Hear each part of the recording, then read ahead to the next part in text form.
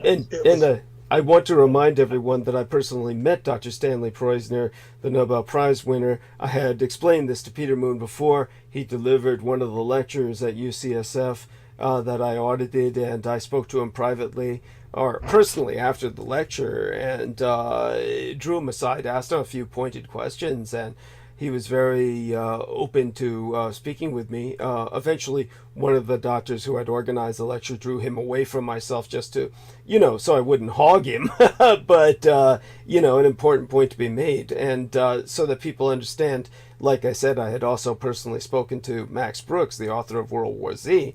So both these people, I can go more into that later if any questions come up. But sorry, just want to make that point, and then back to Peter. Yes, so I was putting this into context. These different historical persons who were part of this arc of narrative of history that turned out to be interconnected. These separate lives that seemingly disparate lives that were actually interwoven. Yeah, please, Peter, go on. Yeah, well, that just threw me off because that's another thread I forgot all about. yeah, This doctor yeah. uh, who had discovered uh, the Prion prion. isolated it. Yes. Yeah, and restate again what a prion is. Yes. Just so everyone knows, there's the prion in particular is the important term that is the most openly accessible, the kind that's circulated publicly, and the government has to allow at least some level of terminology to get out there because there's certain things they have to allow the public to know at least a basic level. And the prion is an acronym for proteinaceous infectious ion. And it is basically a misfolded protein. And as I said, the horrible, frightening thing about these prions is that we've kind of known of them, but Dr. Stanley Priosner was the first man to really isolate them. First conceptually, he conceptualized them. And when he did conceptualize them, he was met, and when he posited his concept, presented it to the medical industrial complex, his peers in the medical community responded with great hostility. And he essentially was facing an uphill battle. And the only reason that he came to the point where he was awarded the Nobel Prize in Medicine was because he was brought in with the effects of the neutron bomb that was created by a man named Samuel Cohen, who, though I did not emphasize it when I presented this in my explanation on our latest transmission preceding tonight's, is obvious to most people who are on the lookout for such things, Jewish. But for those who don't suspect such things or are not on the lookout for such things, Samuel Cohen is definitely Jewish. And this is an issue. This is something that has relevance because he wound up working with the Israelis because he was trying to get his weapons used by the United States. Once the United States built them, an arms race developed for the possession of neutron weapons. And yet, if you were to look up neutron weapons today, you really wouldn't find any hint of them in anybody's arsenal. And for all the reasons that I articulated in our latest transmission preceding tonight's.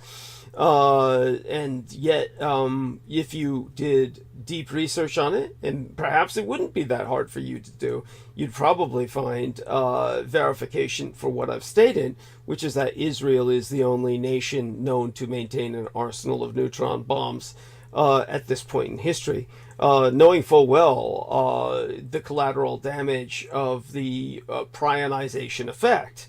So there are some collateral terms that come with prion because of the neutron bomb, such as ERMIE, ERMIE. That's an acronym for Enhanced Radioactivated Molecular Ionization Event. So what happens is that when the neutron bomb bursts as a dirty bomb releases all of that radiation that is meant to penetrate the steel hulls of tanks and ships. Obviously, it destroys life inside of these vehicles and vessels for the purpose of allowing the enemy force that's deploying the neutron weapon to cannibalize these weapons and use them against the enemy. And in other words, just as Hitler had stolen all of the armor that he could from enemy forces that he defeated, so too Samuel Cohen was trying to emulate that and allow the United States to do that much more easily. But the collateral effect, he's a physicist, of course, and not a medical doctor. The collateral effect was that this radiation instantly misfolds proteins and therefore creates prionized individuals. This creates basically feral zombies. This is now that's very important. Yeah. Now, it's just stop for a second there so this neutron bomb creates, again, stated again, in the individuals biologically. Yeah. Well, I'm sorry, go on. Yeah. What does it do physiologically? It kills the person? It kills the person, but at the same time, simultaneously, misfolds the proteins within them, and the person, in a sense, is reactivated. They're dead, but they're ambulatory. As a matter of fact, this brings into account some other acronyms. What's released by the neutron bomb and the radiation and the particulate matter from the explosion are, believe it or not, the acronym is called PIMPs, which is PIMPS, or prionic isoformulaic microscopic particles. And so these PIMPs, prionic isoformulaic microscopic particles, are part of this phenomenon that prionizes people, misfolds their proteins, and then what you're left with is certain phenomena like PAPS, PAPS, or prionic anthropophagic pathogenic syndrome. This is essentially where the person is a feral zombie. That's what I want to get to the point. Now, I want you to give me an example where so a person's been exposed to radiation, and instead of emaciating or dying of cancer or something, he becomes a feral zombie, basically a cannibal. Yeah. So is that like give me an example of that, even if it's from a movie where he's not a feral zombie, like like Renfield or something. I mean, like a feral zombie. What is there an example you can give me of what that would be like? You don't even have to give me an instance if there's not one you can think of. What would a feral zombie be like in normal life if you encountered one? Oh, geez. Well, it basically, what they're like is essentially you're talking about someone who no longer recognizes you.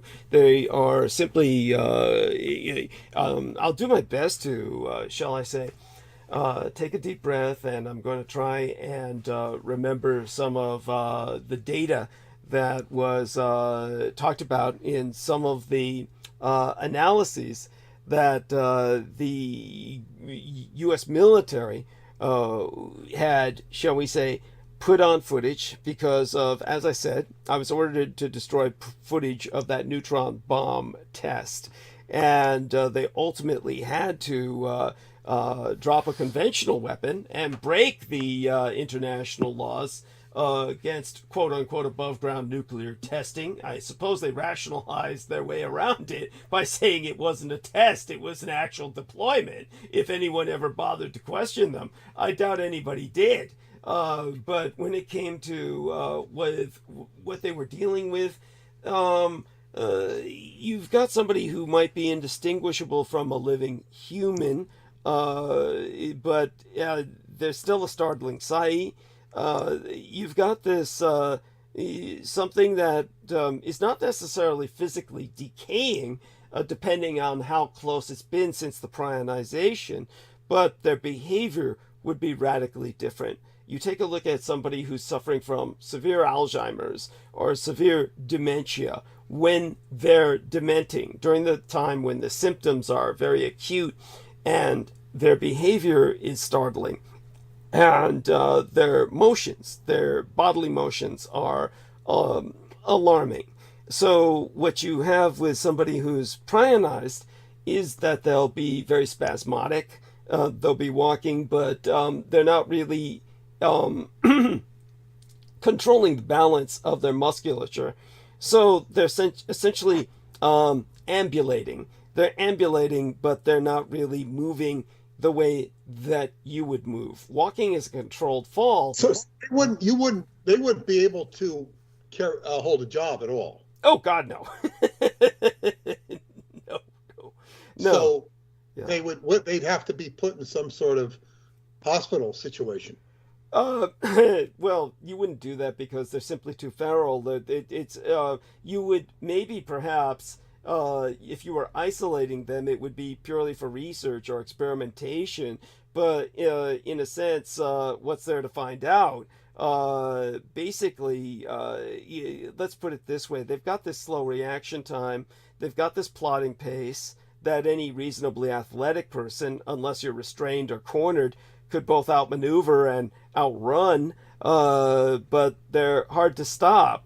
They can't be knocked out or dazed. They are basically, it's their saliva which you would get the transfer of the prions through. So that is where the whole concept of the bite and the transferal of the disease comes from. Though people think of this as some kind of disease, in a sense, that's probably the best way to look at it. But honestly, probably a more medically accurate way of looking at it, or what the way they described it in these, shall we say, military equivalent of industrial safety films, would be venom, because of course these are people who are no longer salivating, not actually salivating, but it basically, these are people who you would treat as you would treat the Walking Dead in the zombie films. You would basically put a bullet through their brain and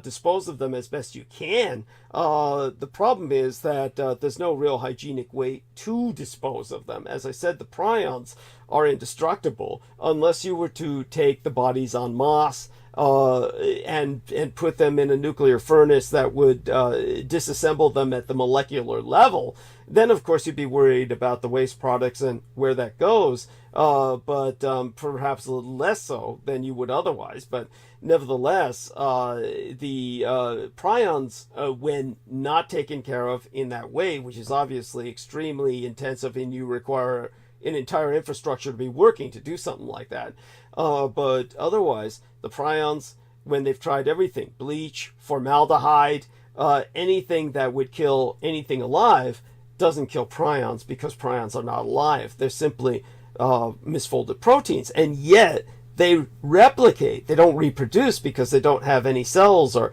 living tissue, but somehow they replicate. And as I said, this was manifest through some bizarre examples, especially through the sleeping disorder that was tantamount to a magical familial curse, or a curse within a family. It was called fatal familial insomnia, FFI, where it passes down through generations, but it skips several generations, and somehow will manifest, a few generations down the line in some poor victim who then can never fall asleep, not even when medicated, and will just linger in a living hell until they experience merciful death.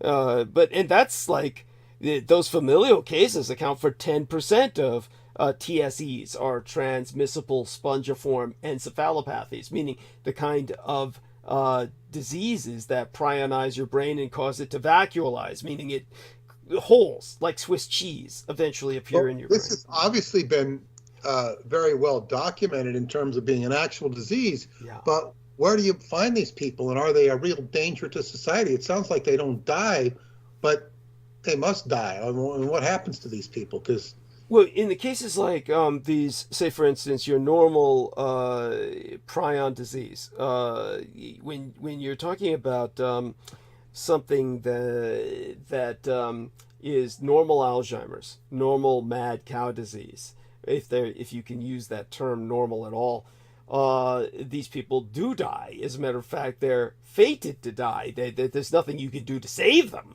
It's what they have found, of course, is in certain rare cases where they've done the autopsy, the forensics on, say, for instance, these comparative cases of people who have not necessarily thrived, but actually continued to function with what turned out to be, upon forensic analysis, a TSE, or an actual case of Alzheimer's where it vacuolizes the brain, creates a Swiss cheese effect.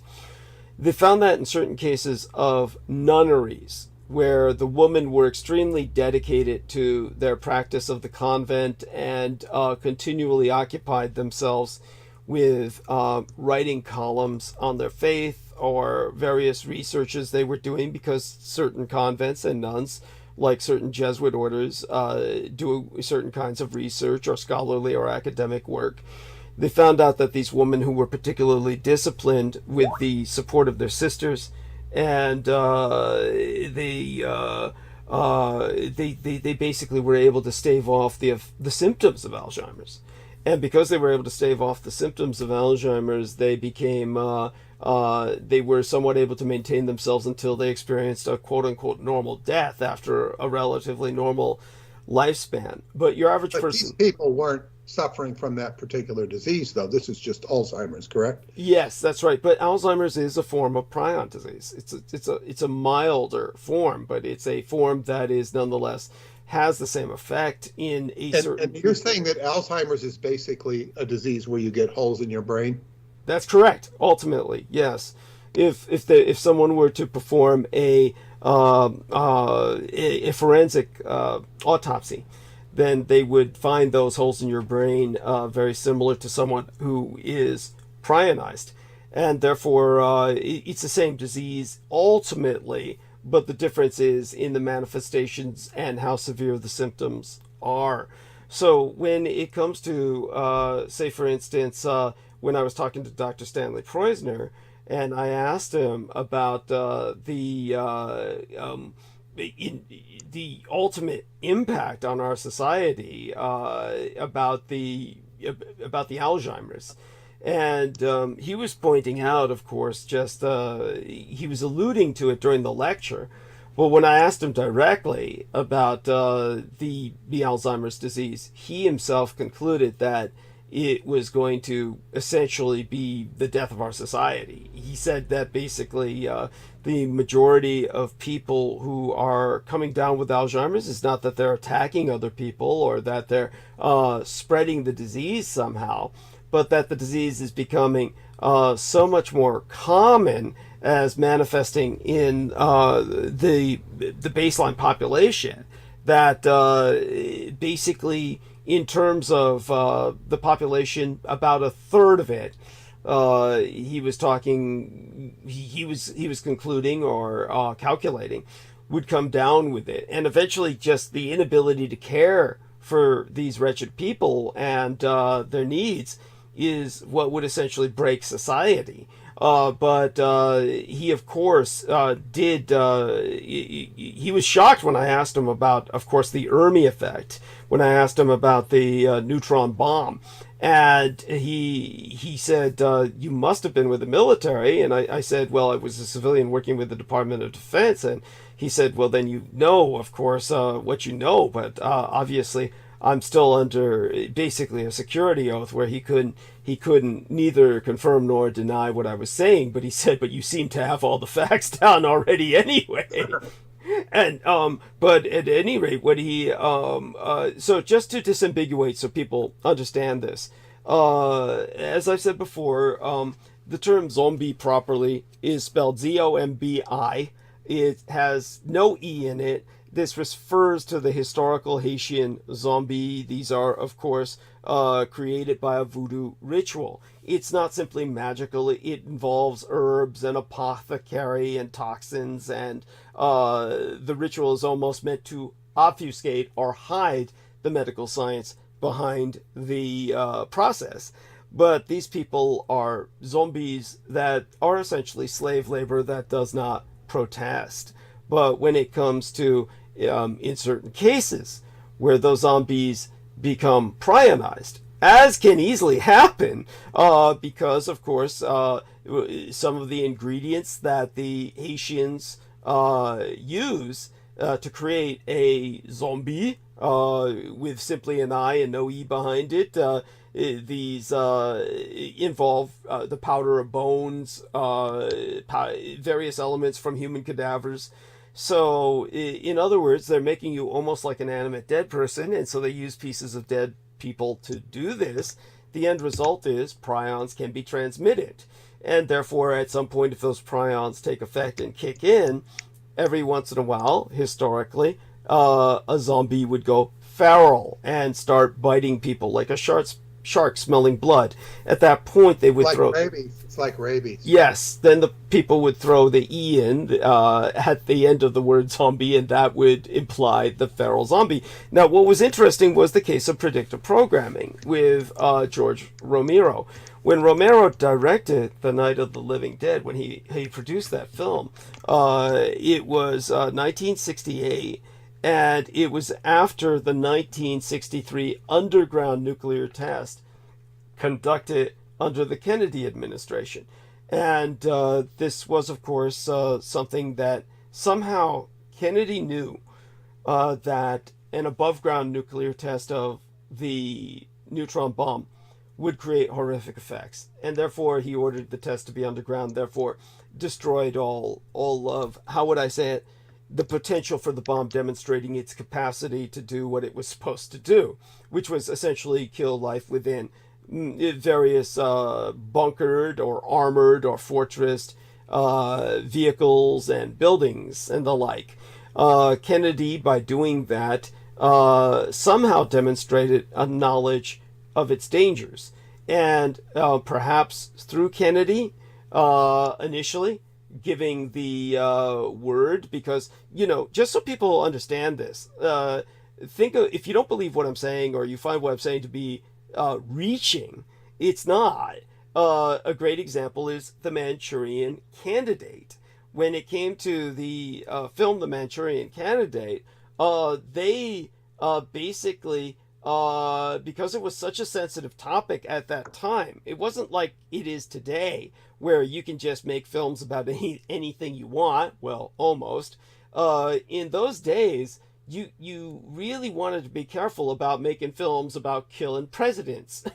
So they actually approached the Kennedy administration, and he gave the go-ahead for The Manchurian Candidate to be released. Believe me, this was a man who personally knew some of the actors, like Frank Sinatra. yeah, who invited him to his home and was very disappointed when Kennedy was warned off, told not to show up at Frank Sinatra's home because it would look bad for the administration. And Frank Sinatra got incredibly emotionally bent over that. And but the fact that they knew each other at all shows you that they communicated, and it was Frank Sinatra and the producers of The Manchurian Candidate asked Kennedy about, is it okay if we go ahead with this film? And he gave the go-ahead for it, encouraged it, because he honestly knew he was going to be taken out. I had expressed before how he even made home movies about himself being shot and had the Secret Service around him participate in these home movies in which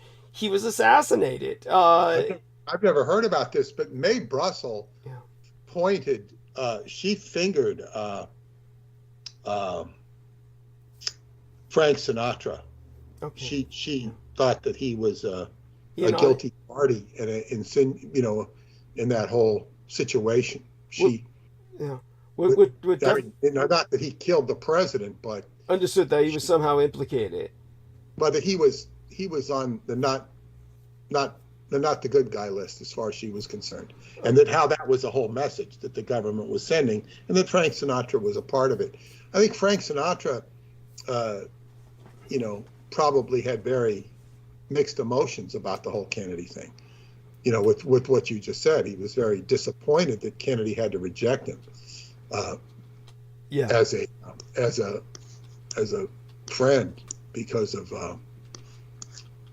his association with the mob. Oh yeah, and so when it came to the film, The Manchurian Candidate, it was released months before the Kennedy assassination. Then the Kennedy assassination took place, and then that's when Sinatra and everybody involved withdrew the film.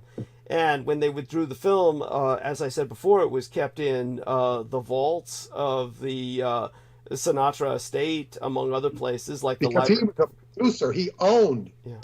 he owned that movie, so he was a producer. See, that's why I think she was so hot on his tail.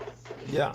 Yeah. No, that I could see why she would think that. I don't personally intuit that myself, but it's definitely something that I could see where she would think that. I mean, He was a very complex character. Yeah.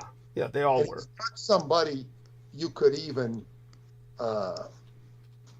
easily figure out, because it's the same challenges your therapists have in dealing with you. They'd have somewhat similar problems in dealing with him if he opened up about everything. Yes. Because he, these mob connections are so tied to mind control and whatnot, you don't see them. Yes. So we really don't know, and we know is that we see Frank Sinatra is very talented. He had a very surly personality. He could also be very generous. Yes. So you've got the complete good guy, bad guy syndrome there. Yes. Yeah. It's just who he was, and where does all that stack up? And making a movie like that is just and he's the assassin. Yeah, that's Why right. would he want to make a movie like that? No, I'm sorry. Yeah, not the Manchurian Candidate. Yeah. I think it's called Suddenly. When he plays the assassin of the president. Yes. Those are two. Yeah. There's one where he plays the assassination of it's called Suddenly. There's two movies that he's tied to. Mm-hmm. Mm-hmm. It's like he takes over this house and he's gonna kill the president. Yeah, it's bizarre. It's bizarre. He pretends like part of the Secret Service. Yes. Yeah. There's two movies that he's involved with shooting the well, there's the Manchurian Candidate, and then there's the one where he shoots the president. Yes. And he does it personally.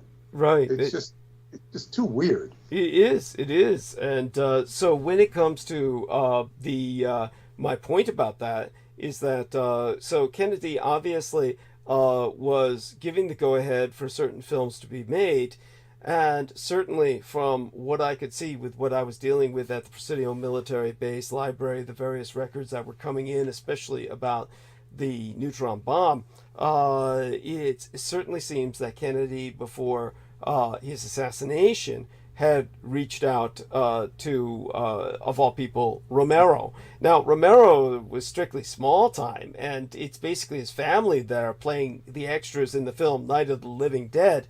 But what's interesting about the film is that these zombies are, quote-unquote, reactivated by radiation.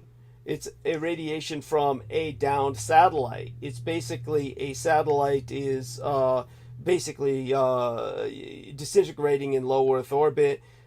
Basically, the radiation that the satellite is trailing all over the atmosphere as it disintegrates in the atmosphere is suddenly reanimating cadavers. And it's the first film to portray these zombies as aggressive, feral, cannibalistic.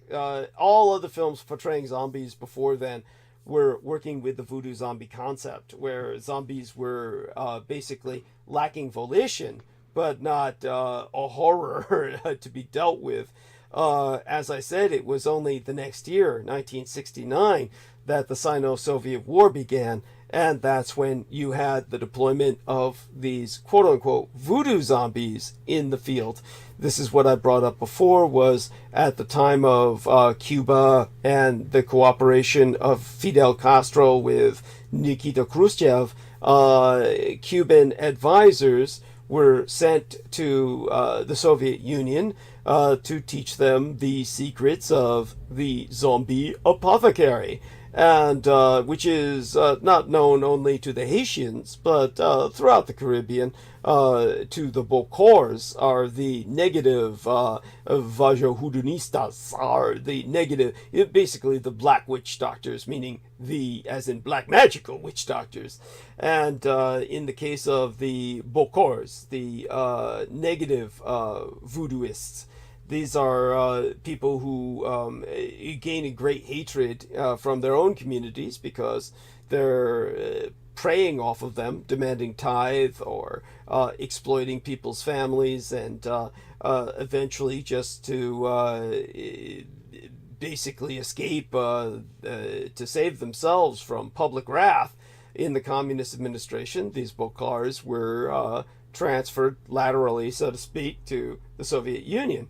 When they were there and taught the Soviets how it's done, the Soviets were using this to quell dissidents, to basically take dissidents and silence them. But of course, they couldn't really let them loose back in society. They're too well. Anybody would notice that they're not behaving right.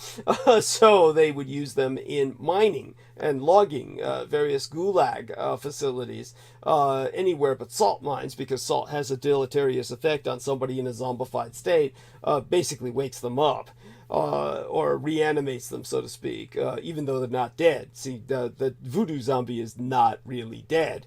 But if they prionize, well, at that point, then they are undead, like the prions themselves. So when it comes to the, again, another acronym that the Department of Defense developed for it, they don't use the term zombie, of course. That's a panic term. It's a popular buzzword, but it wouldn't be used in a military situation. They use the acronym DAPH, D-A-P-H, or Deceased Ambulatory Prionic Host. So these DAPHs, deceased or dissident ambulatory prionic hosts, these are people who have the full vacuolization of brain tissues, the spongiform encephalopathy, but they're ambulating. They are basically a danger to everyone around them. Therefore, you couldn't really hospitalize them. You've got to put them under like a rabid dog.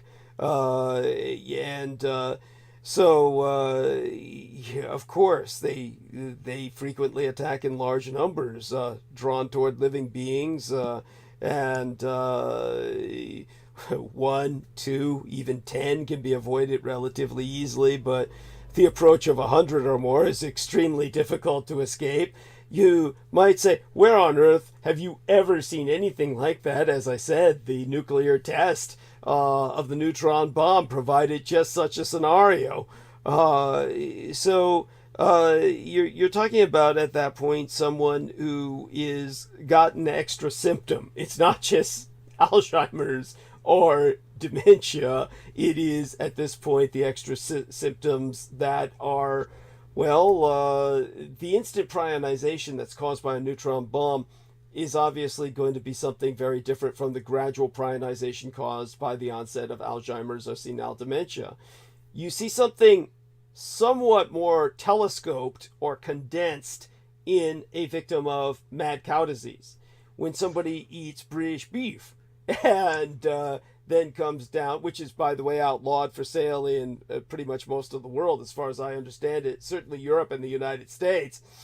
But if you were to eat British beef and come down with mad cow disease, which British beef was infamous for spreading, then you might have taken a look at some of the cases of, tragically, a young girl. Another one was a famous roller derby veteran. This woman who was a famous roller derby celebrity. And she wasn't necessarily old, but she wasn't young either. But she ate British beef and came down with mad cow disease. And so you wind up with these horrible symptoms that appear very rapidly. And the person begins to disintegrate in terms of their behavior right in front of you over a period of days, weeks. Okay, so the mad cow disease is something that's ingested, gets into a person, and hits them like a wrecking ball. But with the neutron bomb, everything happens instantly. So the symptoms are even more violent. And I use the term violent pointedly. By the way, we've gotten questions from our man Nemo Albano in Australia, who says, sorry to bother, was Prions brought into this world via incantations, magical spells? Considering that it clones itself and never dies, it sounds like something diabolical sourced from another realm. And he says, which locations were the neutron bombs tested back in the day? Okay, so two questions here that I'll be happy to answer. One is that, as I've said, when it comes to prions and where they come from, this is part of the problem. We do not know so much. We have no idea about prions. We will doubtless find out more, but what we do know is that, as I said, say for instance, when you've got this familial, fatal familial insomnia, that's the one that scares the hell out of me the most, because, like I said, it's found only in a couple of dozen bloodlines worldwide. It's like basically something that skips several generations, and then somebody down the line will get it in the bloodline. It's an inherited trait, but that's scientifically impossible because inherited traits are genetic, and prions have no DNA. They're not cellular, they're simply misfolded proteins. And therefore, you've got sporadic cases. 85% or close to 85% of all TSE or transmissible spongiform encephalopathy cases are sporadic cases that strike about one person in a million, and no one knows why. No treatment exists. And those are like 85% of all cases. 10% is these genetic cases, quote unquote, that are not genetic. Somehow the prion replicates itself like a machine, like somebody wrote a program into it, but there's no code, but there's no way for it to hold the data by which to pass the code. So it is supernatural. Because science cannot explain it, right now it is safe to say it is supernatural.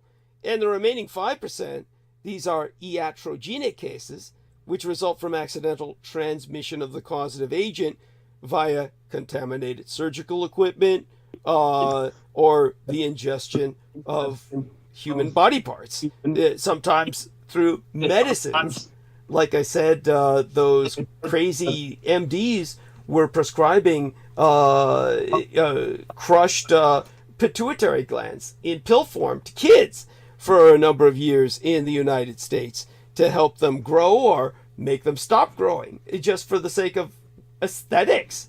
So the body's immune system does not react to prion diseases the way it does other diseases. The immunosystem in this case doesn't kick in, so the disease spreads quite rapidly, and once it takes hold, there's no treatment, and it's functionally impossible to kill the prions. When they've taken them into labs and they've tried to kill them using the various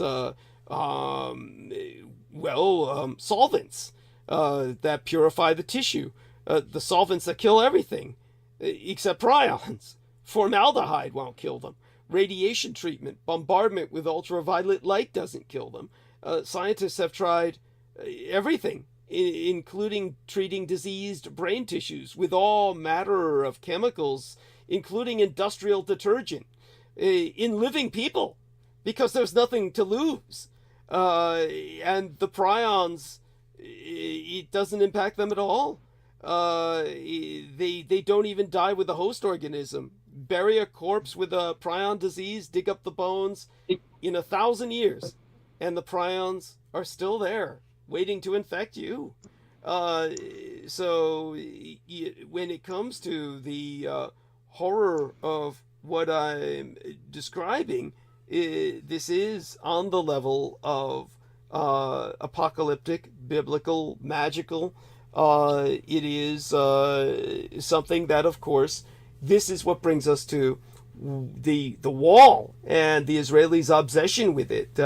They're building a wall. One of the things that I was going to describe tonight, and I seem to be rebounding enough where I might even do that, might even get to the point where I can do it, be up to it, was I was going to describe Alexander the Great's Great Wall of Gog Magog, where he went down into history for building a wall to hold back the ghoul